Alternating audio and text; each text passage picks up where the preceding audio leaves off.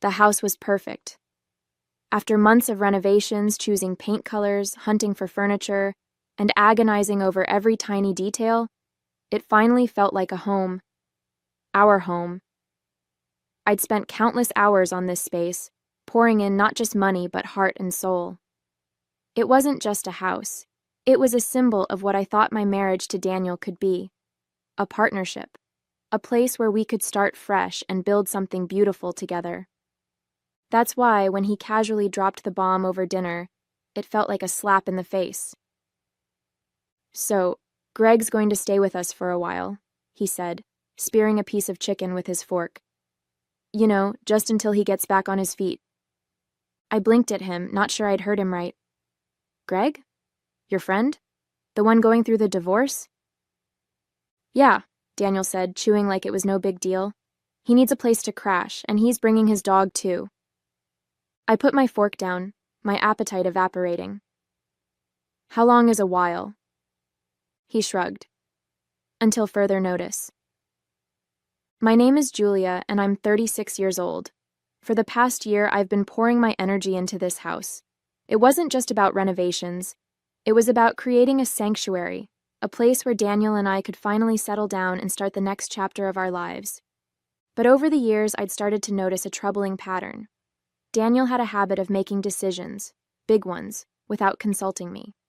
Whether it was switching jobs, planning vacations, or apparently inviting his recently divorced best friend to live with us indefinitely, my opinion was always an afterthought.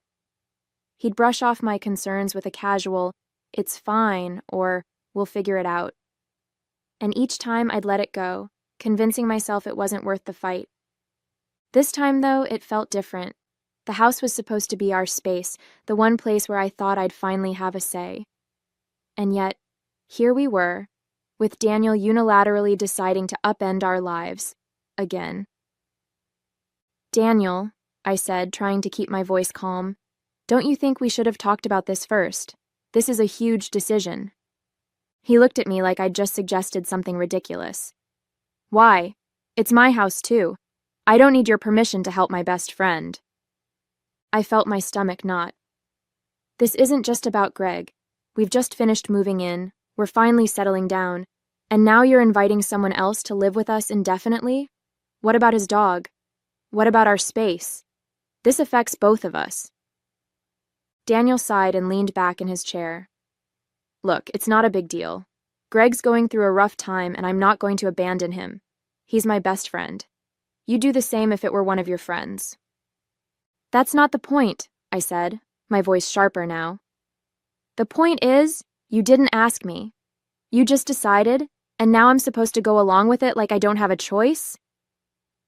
"It's my house too, Julia," he snapped, his tone turning defensive. "And my decision is final." The words hung in the air like a punch to the gut.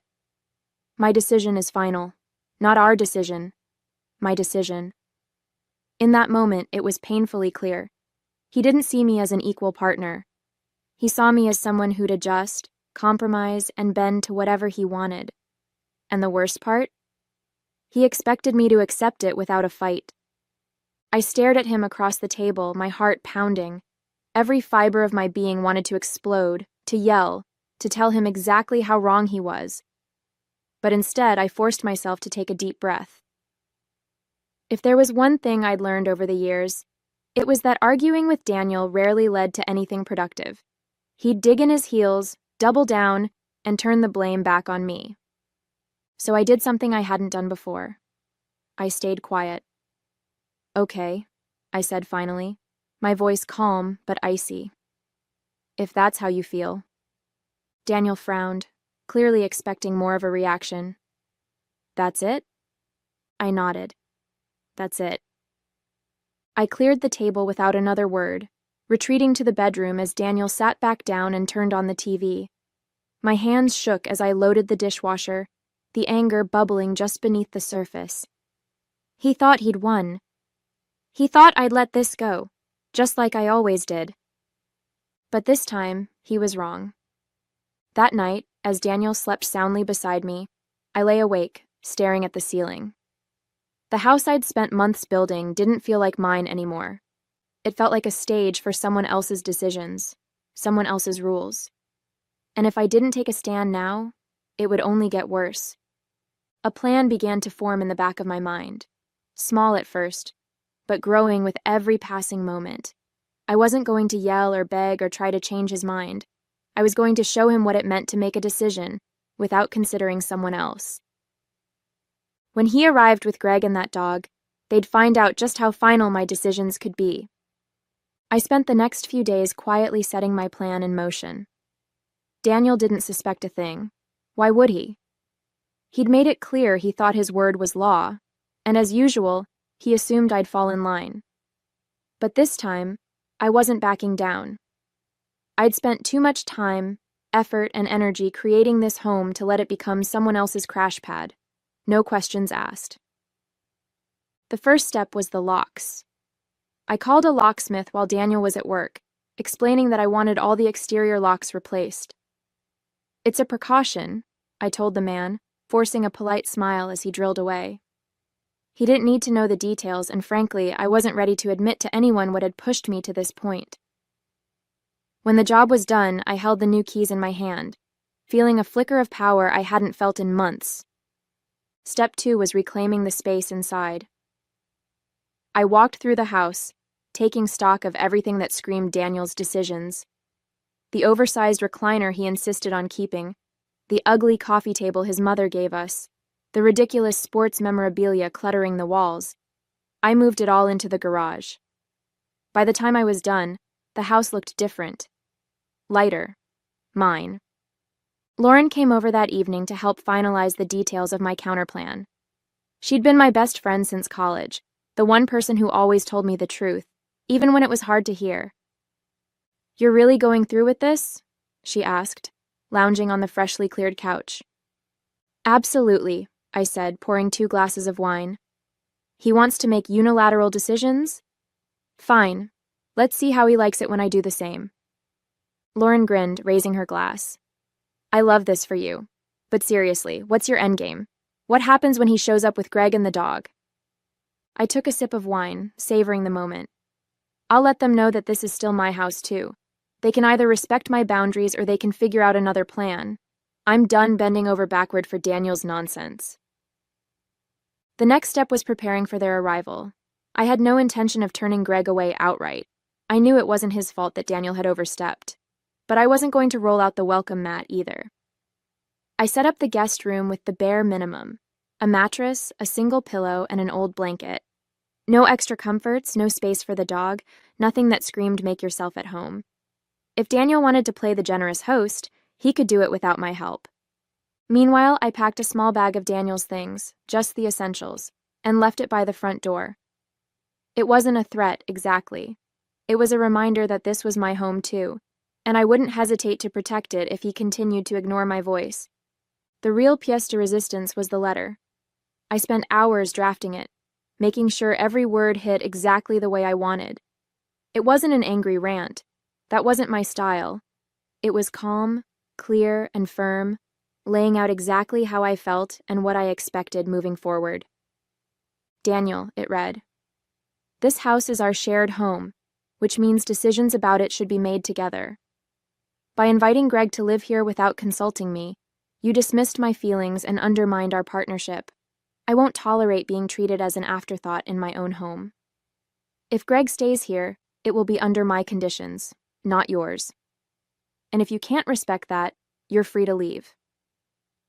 I printed the letter, sealed it in an envelope, and taped it to the front door. It was the first thing Daniel and Greg would see when they arrived. The days leading up to their arrival were oddly quiet. Daniel mentioned Greg a few times, casually referring to the arrangements he'd made, but he didn't press me for input. That suited me just fine. I kept my answers short and polite, hiding my growing anticipation behind a calm facade. Lauren checked in every day, equal parts amused and excited. "I wish I could see their faces when they read that letter," she said during one of our phone calls. "Do you think Daniel will even understand what he did wrong?" I sighed, running my fingers over the new keys in my pocket. "Honestly? Probably not. But that's not the point. This isn't about him getting it. It's about me standing up for myself. Finally, the day arrived. Daniel had texted me earlier that morning to let me know they'd be at the house around 6 p.m. "Make sure everything's ready for Greg," he wrote, as though I were some kind of hotel concierge.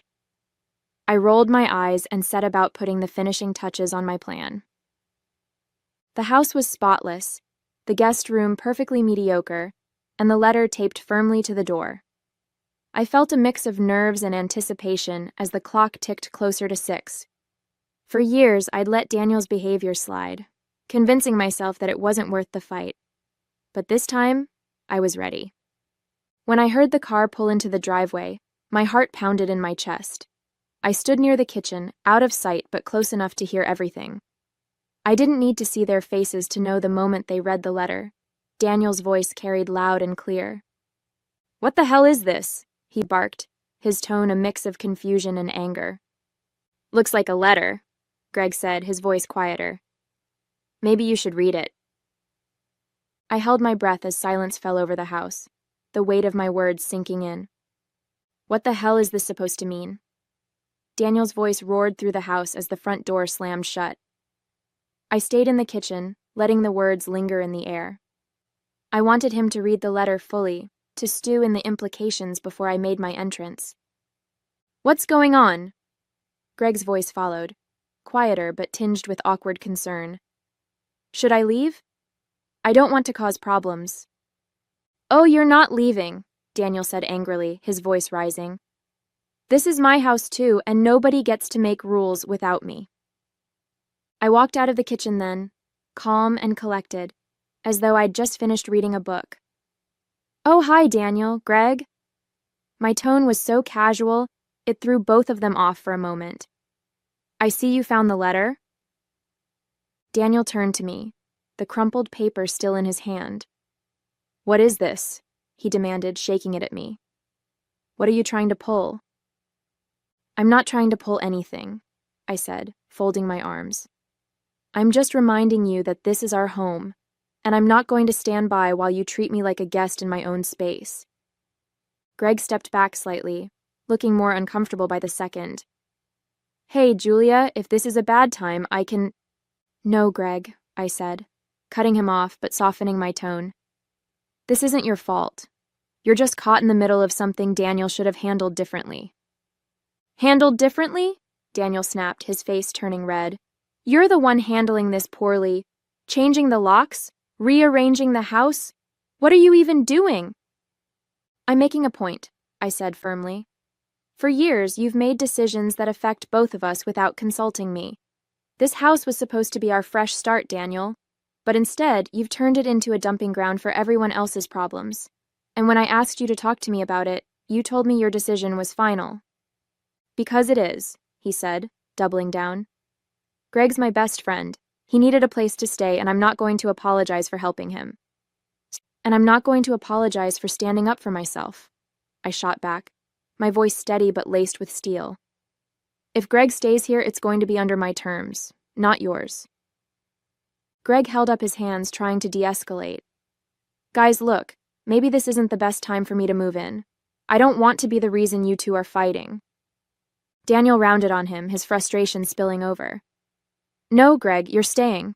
Julia's just overreacting. She'll get over it." "I won't," I said flatly, causing both men to freeze. "This isn't something I'll get over.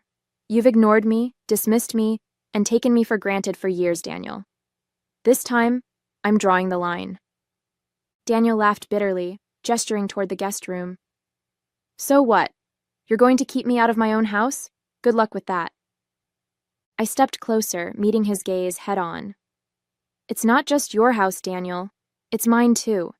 And unless you're willing to treat me like an equal partner, maybe you should be the one leaving." The room went silent. Greg shifted awkwardly, clearly wishing he were anywhere else. Daniel looked at me like he couldn't believe what he was hearing.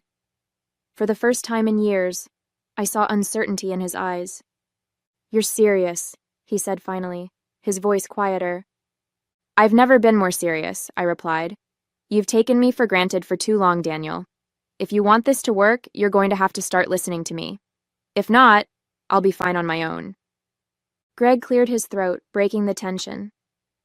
Julia, he said hesitantly, I think I should leave. This isn't my fight. You're right, I said, turning to him. It isn't. And I'm sorry you got caught in the middle of this. But this isn't about you, Greg. It's about boundaries. I hope you understand. Greg nodded, grabbing his bag and the dog's leash. I'll figure something else out, he said, shooting a meaningful look at Daniel. Take care of this man. Seriously. As Greg walked out the door, Daniel and I were left standing in the entryway, the tension between us thick and heavy. This is ridiculous, he muttered, pacing back and forth. All this over Greg staying here for a little while? It's not just about Greg, I said, my voice softening slightly. It's about how you treat me. You didn't ask me. You didn't consider my feelings. You just assumed I'd go along with whatever you decided. That's not a partnership, Daniel. He stopped pacing, his shoulders slumping slightly. I didn't think it was a big deal, he admitted, his tone begrudging. I thought you'd understand. Well, I didn't, I said, standing firm. And if we're going to move forward, that has to change. No more unilateral decisions. No more dismissing me. I'm your wife, not a tenant in your house. Daniel didn't say anything for a long time. He just stood there, staring at the letter still crumpled in his hand. Finally, he nodded, his voice barely audible. I get it. Do you? I asked, my tone skeptical. He looked up at me, his expression tired but sincere. I do. I don't want to lose you, Julia. I nodded slowly, then start acting like it. The house felt eerily quiet after Greg left. His dog's absence, the bag he had dragged out the door, and the awkward final exchange lingered in the air. Daniel sat on the couch, his head in his hands, as if the weight of the evening was finally catching up to him. For the first time in years, I didn't feel like the one who had to fix it. I busied myself in the kitchen, putting away the glasses and tidying up, mostly to give myself space to think. I didn't know what would come next, but I knew I'd said everything I needed to say. Daniel's reaction was his to process. I wasn't going to carry the burden of it for him. After a few minutes, he came into the kitchen, his footsteps slow and deliberate.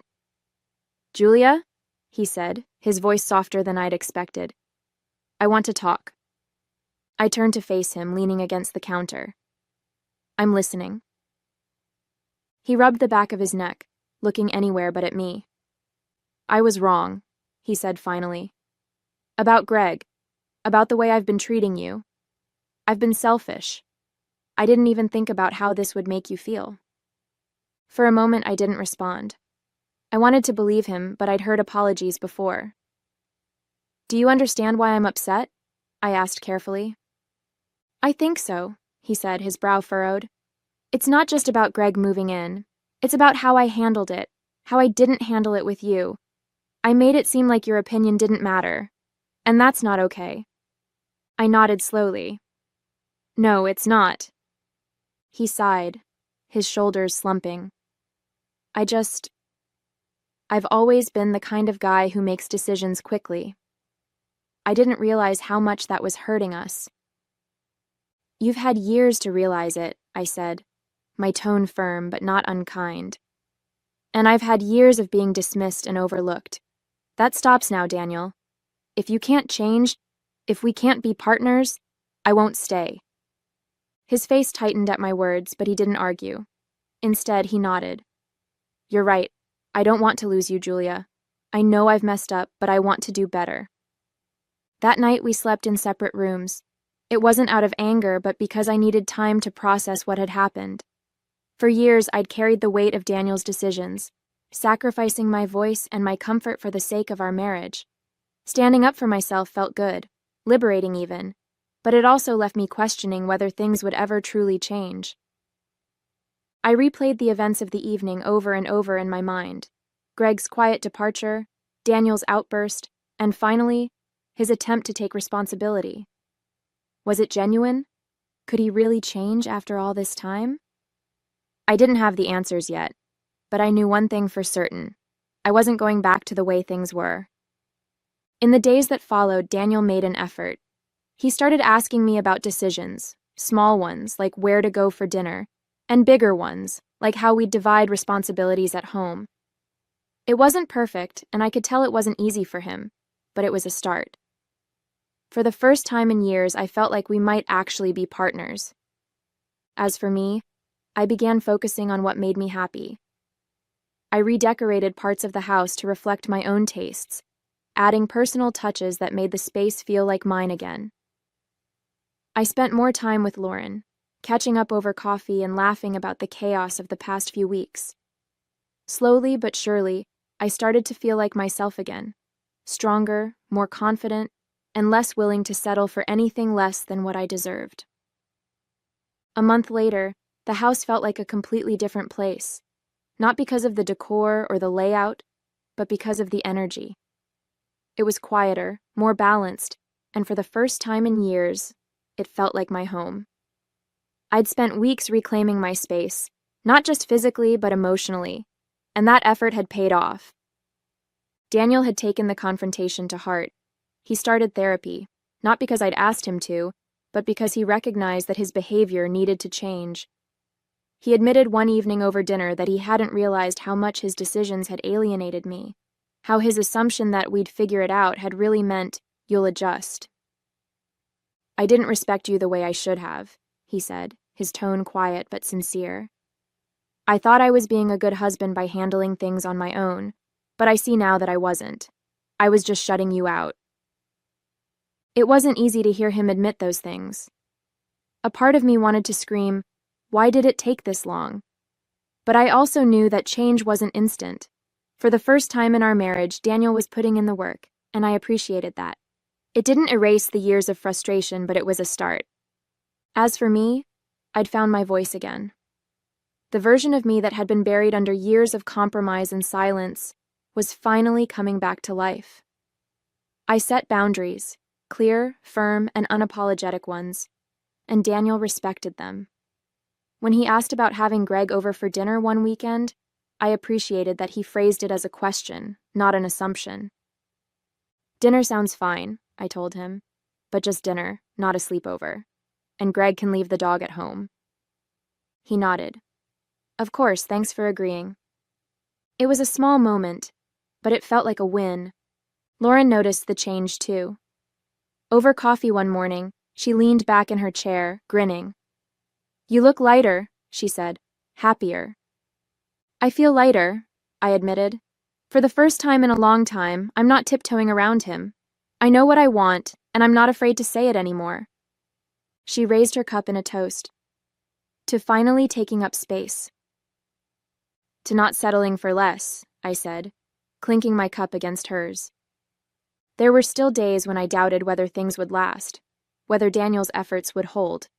But I knew one thing for sure. I'd never lose myself in a relationship again.